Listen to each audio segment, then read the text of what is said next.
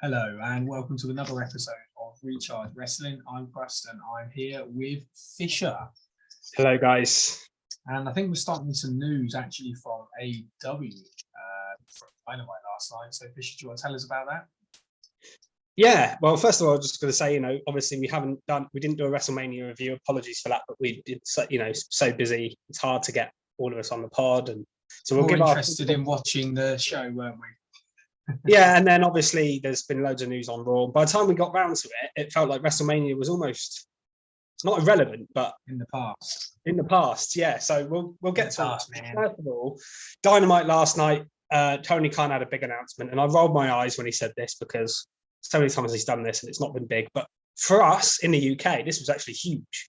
So he announced alongside Nigel McGuinness that they were doing a All In 2, the second All In, but it's in London at the Wembley Stadium. Now, I knew AEW were coming to the UK this year and knew they were coming to London at some point, but I didn't expect it to necessarily be a big pay-per-view. And I certainly didn't expect it to be at Wembley because I didn't think they would try and fill a 90,000-seater stadium.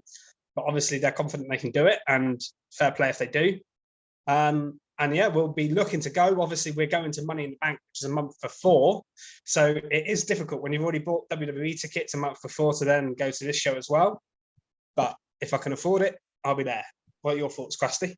Yeah, I'm excited. But at first, I thought, well, why have they booked Wembley? That's insane. I mean, they're not, as much as they're a brilliant wrestling promotion, we absolutely love watching AEW. They're not WWE in terms of the scope.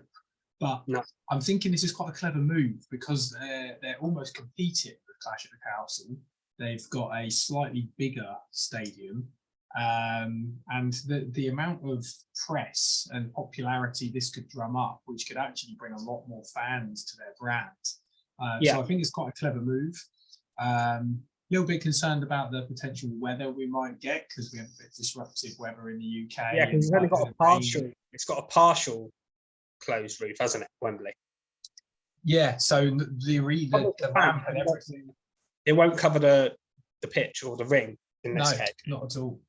So yeah, it will be weather dependent a little bit, which is a bit of a problem. But I'm going to make sure we sit quite high so we're covered. Yes.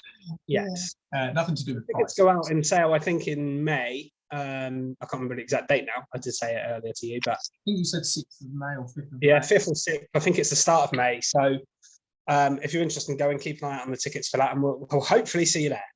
Yeah, we'll give any updates on our Twitter if we see any.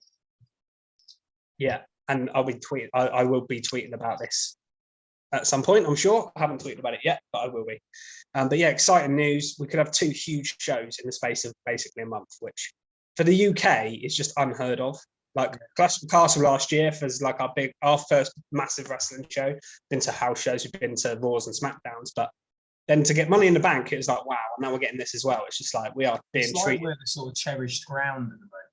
It's like everyone's fighting over the UK. And I think they've realised how big a market we are, how big money they make out of us is incredible. Yeah, they can fill the stadiums, and we're loud.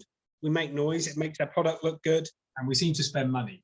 And we probably spend money on merch, drinking, etc.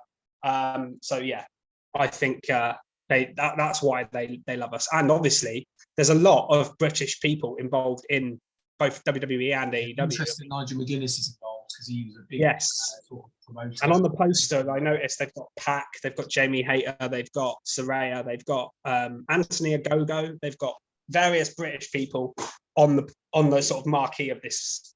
They are, as the pay-per-view says, they're going to go all in, are they? They'll go big for that. They will be, yeah. Really, I've got to be there, to be honest. I think I'm going to have to get there myself there. So for today's pod, what did you want to discuss, my friend Fisher? So I think, obviously, normally we do a review of Raw, review of SmackDown, NXT if we've watched it, anything like that. But what I think we'll do this week is something a little bit different. Because SmackDown was before WrestleMania, that definitely feels, apart from the end of the Giant Battle Royal, irrelevant. We haven't discussed WrestleMania on camera, so maybe what we'll do is just quickly discuss WrestleMania, maybe our top 3 matches of WrestleMania, or the weekend in general, anything you didn't like, and then we'll just talk about Raw. And obviously the big news, some more news really, is that Vince McMahon appears to be back, which I'm sure we're very happy about when we get into when we talk about Raw. We'll leave that for when we talk about Raw. Let's briefly talk about WrestleMania first. I'd love to hear other people's views on this. Jack, our friend who will be listening to this, I'm sure. I'd love to know your in-depth thoughts once you've listened to this. I know you enjoyed the show. Very jealous. But yeah, let's talk about it from a TV viewing perspective who weren't there live. Overall thoughts on WrestleMania, Krusty, and your favourite matches the weekend. So, started off with night one, which I actually watched with yourself in the day, which made it a real fun event. It's great watching with somebody else. And I feel night one was absolutely cracking. I really enjoyed it. It had a bit of all sorts. It had a bit of drama. It had some amazing wrestling matches, and then some brilliant story matches as well. I think we're probably going to cross on what our favourite matches were. So I guess we'll probably end up just discussing them as a pair. But I think in terms of actual wrestling, so in ring, I think my favourite match of the weekend was probably, I think I'd give it to Rhea and Charlotte, to be honest. Yeah, that was going to be in my top three, but it was probably going to be my third. Yeah, I really enjoyed it. I mean, I'm sure probably the other match. It's difficult for me to place these, to be honest. But my other one was the fatal, the triple threat. Sorry, between Gunther, Sheamus, and Drew.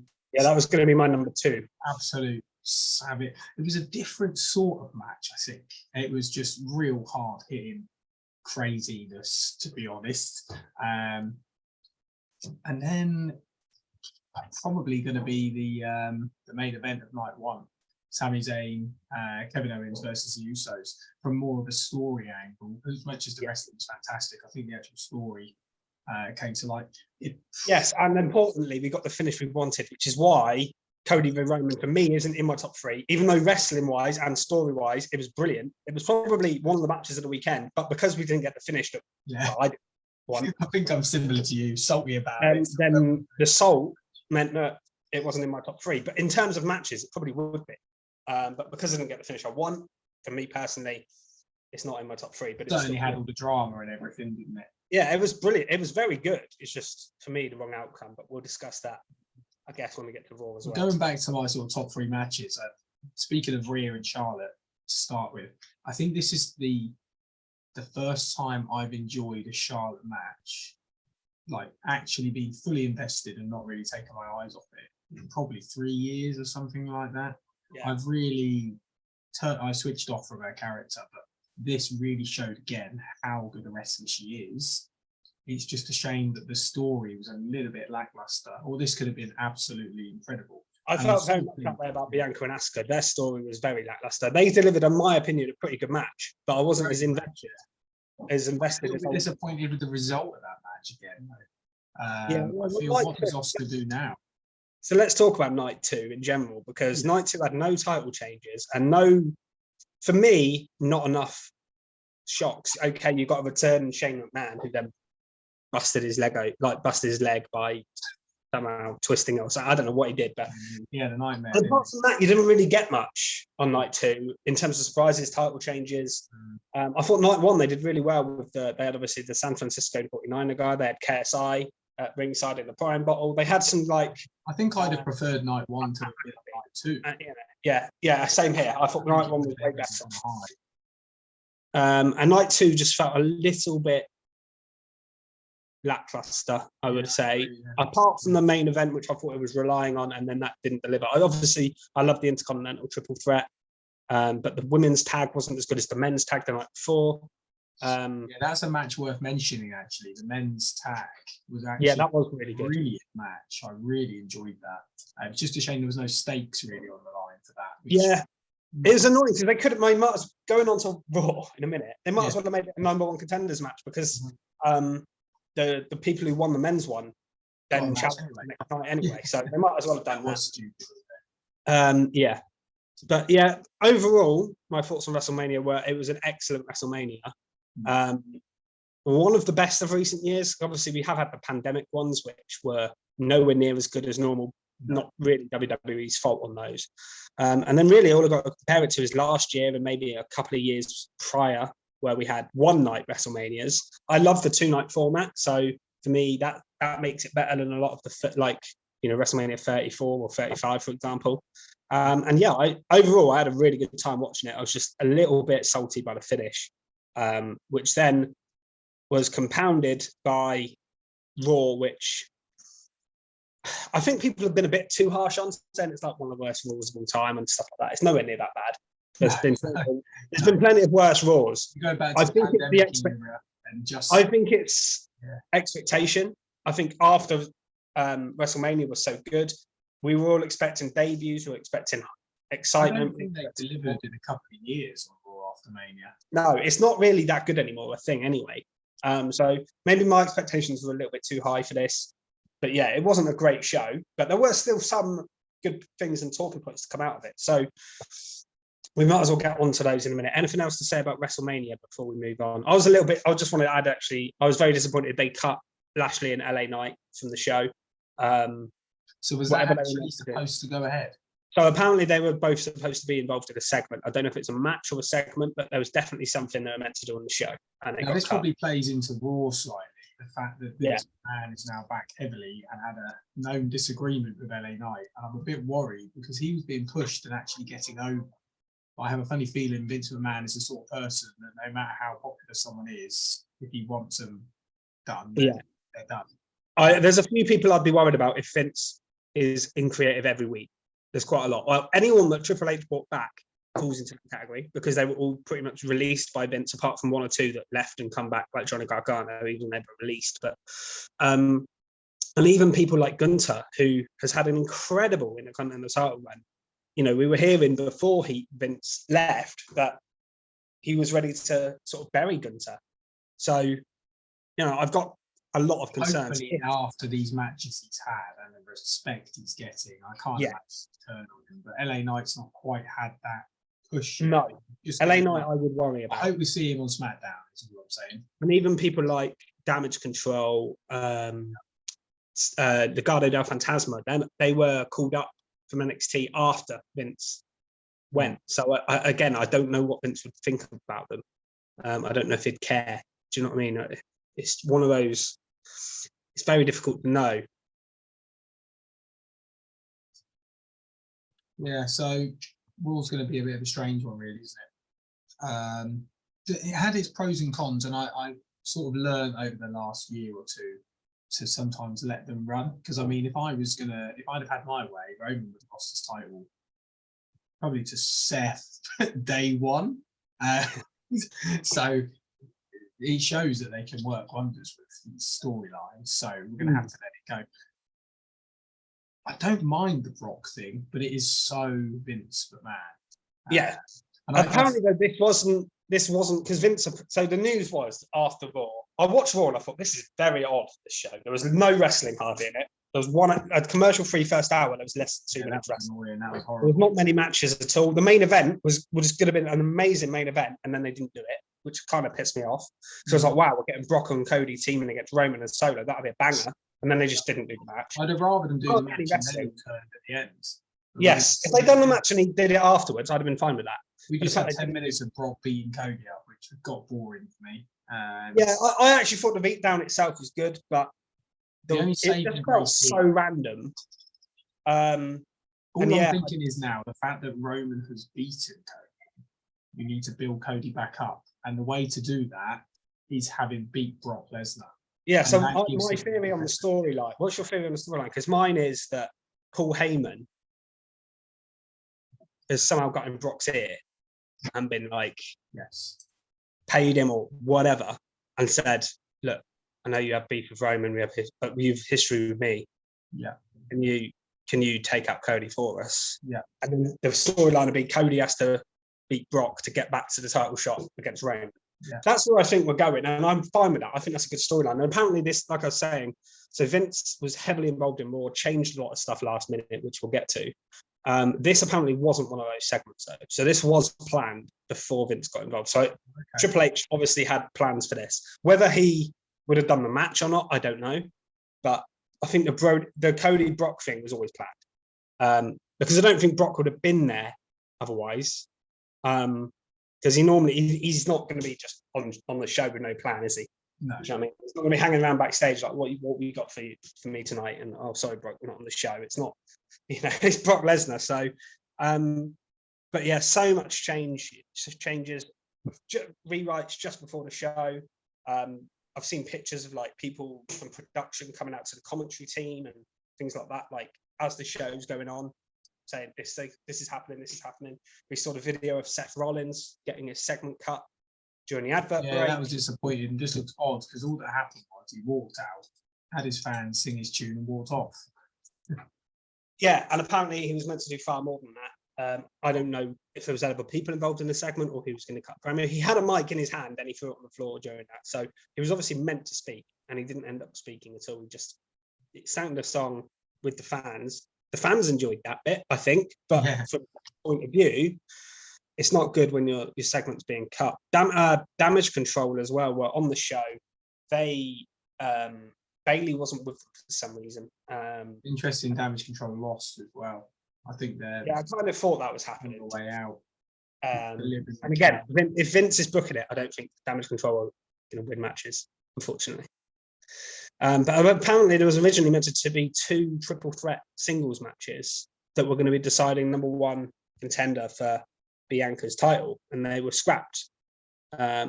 So it goes to show you that he's doing stuff last minute, and it worries me. I think the proof will be on SmackDown this week, because obviously the difference this week was Vince was always going to be there. He's there in LA. He was there for the Hall of Fame. He was at WrestleMania. He was always going to be there on Monday. Obviously, he got more involved than he should be, but did he just get carried away for this one show and go, right, I'm here, I want this to happen, can he do it? And then on Friday, is he even going to travel to SmackDown? Because he doesn't travel to TV every week. He hasn't been traveling to TV every week. If he travels to SmackDown on Friday and gets involved in the show, and that's the plan going forward, then I know I would be seriously worried, because then I think, I heard reports of talent being upset. I think that's only going to worsen. The more Vince control Vince has. I think it would be stupid for that to happen, because the ratings have spoken for themselves. They've just had the most successful Wrestlemania ever. The amount of records SmackDown and Raw has smashed recently, and being like more popular than it was pre-pandemic and things like that, shows it. Yeah, and the talent is, you can tell the talent morale was high. They were getting, the wrestling standard was very good on TV week to week. There was a lot more wrestling. Characters as well, allowed to be themselves. LA Knight is a prime example of this. Went from Max Dupree to LA Knight. There's plenty of others as well, but he's just one I can think of. So yeah, I would worry about the state of it going forward. I'm sure, like, we watched Vince's WWE for years before Triple H, so I'm sure we'll still watch it and we'll still enjoy parts of it. But had Triple H's booking for the last 6-7 months, whatever it is, we've really enjoyed it, and I don't want to go back to how it was before, which I know would be a real shame if it did. So shall we get into Raw itself, and talk about, so the opening segment, Roman Reigns started, Triple H started the show actually, didn't he? That's wrong. Triple H did start the show. He had an announcement. I was hoping for more here. I was getting excited that he might come out and say that we're splitting the titles. We're going to have a tournament for the WWE title or something big. But it ended up purely just being basically him saying thanks to the fans. Yeah. We're not going anywhere, and assuring them that they're not going anywhere, which was kind of, to me, worrying that he even felt the need to do that. So, yeah, it wasn't what I wanted, but the fans loved Triple H when he came out. So I'm glad he, got to speak. The King of Kings, which is a great tune. And then he brought Roman Reigns out. Basically, he said, there's one person or other person I want to acknowledge, and it was Roman. Roman cuts a promo, quickly interrupted by Cody. Cody wanted a rematch. The fans were really into him having a rematch on that show. I was thinking, God, if we get a rematch, that'd be amazing. And then they said, no, but you can have a tag match, but there's 2 conditions. They have to be someone who was wrestled at WrestleMania, and someone, if they help you, they can't ever challenge Roman for the title again. Cue Brock Lesnar's music.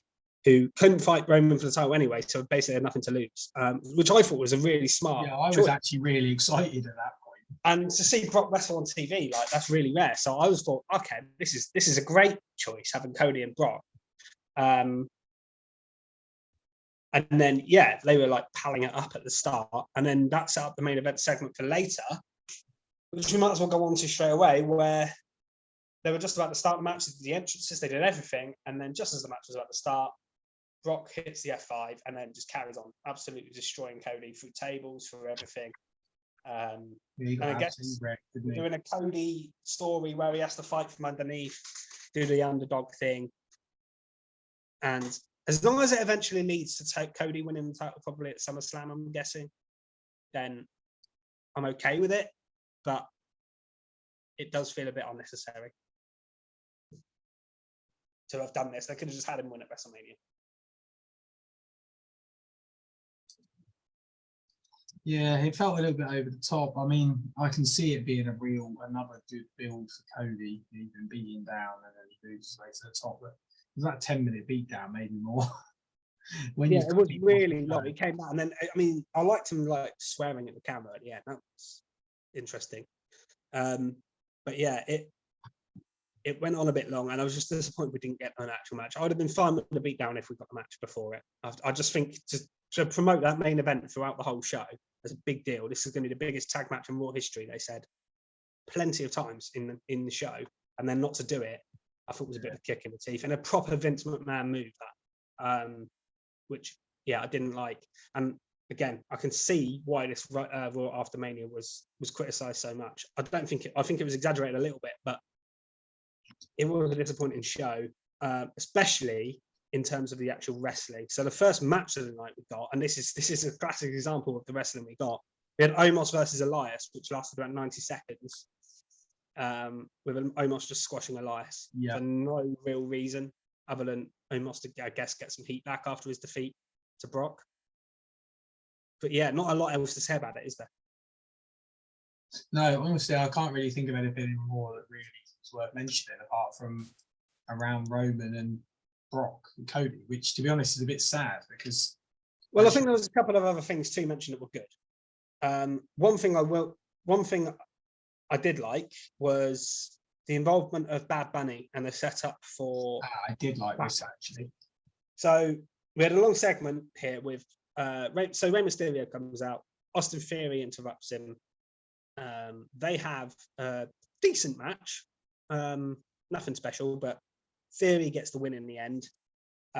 Judgment Day come down. Dom stops Rey from winning as he normally does, as you'd expect. But then Bad Bunny, who's watching ringside, gets involved, throws a punch at Dominic. Then Damian Priest just obliterates him. And I love that Damian Priest is finally getting some sort of showing. Yeah. I feel like he's been the spare part in Judgment Day. Looks strong, didn't he? Because Rhea's had a title, Dom's had the big feud with Rey, and Balor's been feuding with Edge. Priest hasn't really had anything to do. He's just been standing. But him and Bad Bunny, obviously, they've had a tag match with each other before. They've got that chemistry. They're real life friends. It makes sense for them to do this. And it looks like we're setting up for a big tag match at Backlash, which I think will be really good. I think this was really smart. And that chokeslam through the table. That was awesome. Yeah. So anything else to say on that? No, just really enjoyed the showing, strong showing for Priest. He absolutely destroyed Bad Bunny. And Bad Bunny, again, this looks good. He looks pretty good. He gets it. He really gets it. You can tell he's a proper fan of wrestling. Yeah. The fact that he's as big as he is, and anytime WWE need him, he's kind of there. Yeah. I love that about him. He must enjoy it. Good fun. Yeah, I love that about him. So fair play to Bad Bunny, and yeah, I actually really like that angle. And I said the other day, because I was talking to Keeney after Mania, and he was on about, he was disappointed with a lot of the match winners at Mania, as were we. I thought Balor should have beaten Edge. And he mentioned Rey beating Dom, and I do agree with him that Dom should have won. However, I did say, I think this feud's going on yet. I don't think that's a one and done. And it looks like I think we're going to get the tag match at Backlash, and we may even get a third match with Dom and Rey. Maybe with the stipulation. Mask. Yeah, I think I agree with that. Maybe we'll get a Money in the Bank when we're there, or it could be in Saudi Arabia or something. So It's interesting you mentioned Edge versus Balor, actually, because I forgot to mention that. That actually really disappointed me. The match was incredible, but that was let down for me by Edge getting a needless win over Balor. Yeah, that one was. Balor's Demon's lost twice now, so in my opinion, you can never bring the Demon out again. I mean, what's the point? It's pointless. You've squashed the Demon. Yeah, and Edge didn't need the win, really, did he? Didn't need the win. Balor did need the win. Edge will probably disappear now for quite some time. I was also disappointed that Christian didn't get around and come out. AEW contracted talent, Yeah. Yeah, obviously Finn got a bad, nasty cut injury in that as well, head injury, which they did stop the match for slightly. And obviously, hope Finn gets better soon because he was on Raw, and I don't know how long he'll be away for, but that was savage. And I think that kind of affected the match a little bit. It slowed it down. It was still a good match, don't get me wrong, but I think it could have been even better had that not happened. But yes, that was good. I thought one of the other good things on the show, obviously we got the new tag champs, KO and Sammy, come out to sort of the heroes welcome. Said they wanted to fight. Street Profits come out and they had a pretty good tag match, probably the best match on the show. There wasn't a lot of wrestling, so it wasn't a high bar, but this at least was a good tag team match between two babyface teams. I don't think we're going to be getting a feud between these two. I think we'll get someone else challenge KO and Sammy down the line, a heel team probably. But this was interesting. I'm wondering at some point if Street Profits are actually going to win a title again, though. Maybe. They seem to have a lot of opportunities for some. Again, it's one of those things. If they split the titles, I think they'd have loads of runs with the tag belts. Yeah. But with one set of titles and how the Usos had it for so long, it's been difficult. And I don't think KO and Sammy will have a short run unless they split the titles. So they need to have a longer run as well. So it's going to be interesting. Talking of interesting, a segment I've just remembered on the show, which was really important maybe to the story going forward. And our friend Tizzle was kind of referring to this. He predicted Roman to win and the Usos to lose, and then the Usos to kind of get pied a little bit and Roman be salty towards them, and that's kind of where the story goes. And here, Roman got Paul Heyman to say that Roman was busy and he couldn't speak to them and sent the Usos home. So we're definitely setting something up between that. Definitely starting that, aren't we? Yeah, I think on Friday we'll see more of that because obviously SmackDown's more their show where they do more. So I think we're going to see tension rising in the bloodline, which will hopefully probably eventually cost Roman the title. Slowly build back. But yeah, I thought that was an interesting little segment. They're doing that now already. So that's clearly where the direction's going. And that is a good storyline. You know, Roman did, because Roman retained and the Usos didn't, he should be annoyed. So yeah, that's interesting. Obviously, he's favouring Solo at the moment. Will Solo eventually side with the Usos? All that kind of stuff makes it interesting. One other thing of real note from the show was Raw after Mania is normally famed for its returns and call-ups. We only got one on this show. Matt Riddle is back. I'm happy to, a lot of people didn't seem bothered by this, but I like Riddle personally as a wrestler. I think he's good. I think his character was really over when he was in Morton. And he come out here, interrupted. What I like is the theme of the Miz getting interrupted all weekend and getting beaten up. I think the Miz is perfect for this role and played it brilliantly. And yeah, he gets surprised by the Miz, by Riddle here. Riddle comes out, hits the Bro Derek, and they've got a match next week. Set up for. That's good. Good to see if he's got any ring rust. Yeah, he has been out for quite a while. Happy to see him back though. Yeah, definitely. Yeah, someone else to add to the roster. I hope they don't go with this stupid approach of him too much. He did look like his old self in terms of, I just enjoy his old NXT wrestling ways, like really extreme. So no, someone else to broaden the roster, definitely. Yeah, it is someone else to freshen things up a little bit. That's for sure.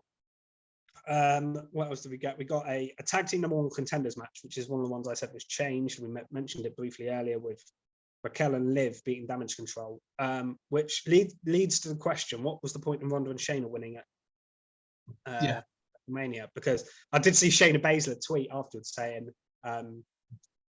something about congratulations on Raquel and Liv and winning the number two contenders match, like being sarcastic because they they should be the number one contenders. And I was like, Yeah. got a point. I think the reason they did that is because Ronda's not cleared properly yet, which is why they didn't do much in the I match. see. Yeah. Because obviously there's reports Ronda's going to be injured and might miss Mania. I think that's why. But even so, this match was okay between Raquel and Liv and Damage Control, and I'm sure we'll get a good match next week with Raquel and Liv versus Lita and Becky. But I'm not particularly invested in it. No, me neither. Not at all, actually. No. It's just a bit of a shame. It's just a bit of a shame what's happening with Damage Control. And the fact Bailey wasn't there was worrying. And then afterwards on Twitter, you had loads of WWE people saying how much they love Bailey, which is always a bad sign of something happening. So yeah, I don't know. Bailey is one of those people I could see if Vince returns, her just going, I'm not having this because of the situation, how close she is to Sasha Banks and Naomi. And I can see her just be like, you know what? Nah, I'm not feeling it. It's interesting times in WWE at the moment. Yeah, and not in a good way. I'm really hoping that Friday comes along and alleviates our worries.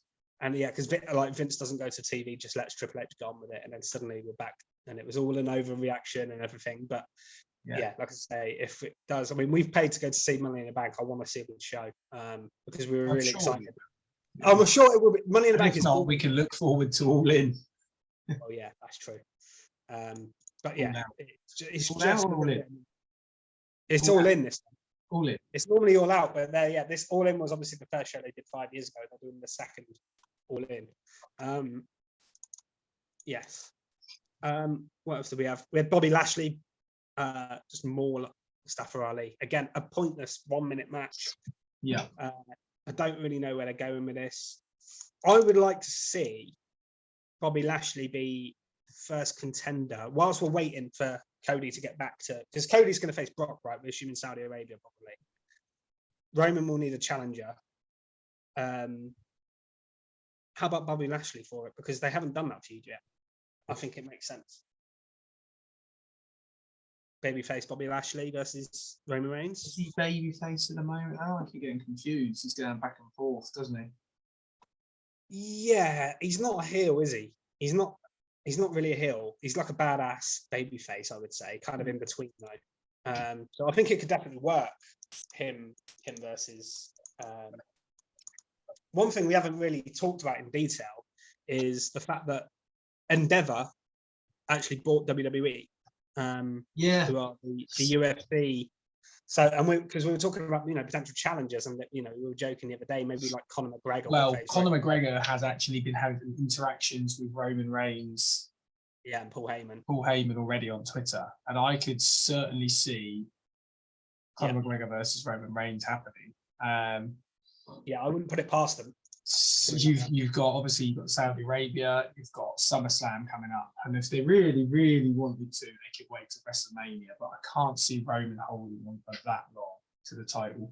But it could be really interesting what they do with this, because would they put a title on a UFC star and let them parade around with it? But I don't know, because I think from UFC's point of view as well, it kind of doesn't legitimize UFC. I've heard people say this.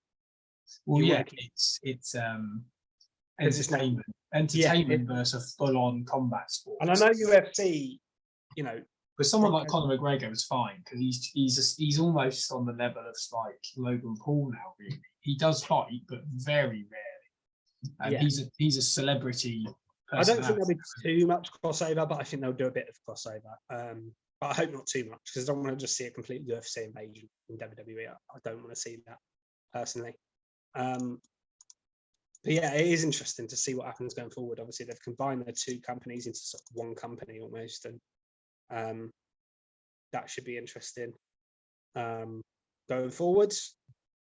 One other little thing to mention from Raw was Bianca Belair and Rhea Ripley had a promo. Oh, this was cool, actually. Yeah, it was, but I was a little bit worried they're going to unify these titles as well as the other titles. I did get a bit concerned, but I think this is just a long run thing. Yeah, I think like Survivor Series. I think WrestleMania 40 they will collide. So you think? Yeah, because I saw something the other day where it's the last 3 WrestleManias, Rhea and Bianca have come out as a champion of some sort, I think, or something like that. And they've avoided each other, and they keep teasing them fighting each other, but they've like not. And I think they're gonna wait down the line and then put them together. But they might do it earlier if they and combine the belts, but I hope not, because God, 1 women's belt and then just the tag belts is not going to be enough. No, definitely not. It's wrong. I think that's, you remembered a lot. The thing is, the angles that I wasn't expecting kind of overshadowed everything for me, so I kind of forgot all the segments. Yeah, well, I'm on the. It helps. I've got the WWE website up in front of me just to remember every little bit. Yeah, I did remember. I had to remember that Uso segment because that wasn't on here, but you know, the matches and everything is on here. Anything else to add before we wrap up? No, I think we've done a pretty swell job there. Yeah, we don't want to go into too much detail. Obviously, I would have loved to have done a full detailed WrestleMania video, but it's too late now anyway. We've enjoyed the weekend. And yeah, we enjoyed WrestleMania. It sounds like we're probably quite negative, but we have enjoyed it. Raw left me a little bit down. I was a little bit, and when I watched Raw, I wasn't sure about that. Then I went on Twitter and read about Vince's involvement, and honestly, it was stressing me out. I was like, "What's going on here? Can we not do this again?" And yeah, hopefully that was a one-off, but not good. I'm not hopeful at the moment. Anyway, we'll leave it there then. So follow us on Twitter at Recharge Wrestle if you're not already. Predictions, that was a lot of fun over WrestleMania week. We did okay. Neither of us won. Keeney did joint win with Springer. So well done to you. I'm still top of the league right now, somehow, hanging on to that first place. But I've got a few people chasing me.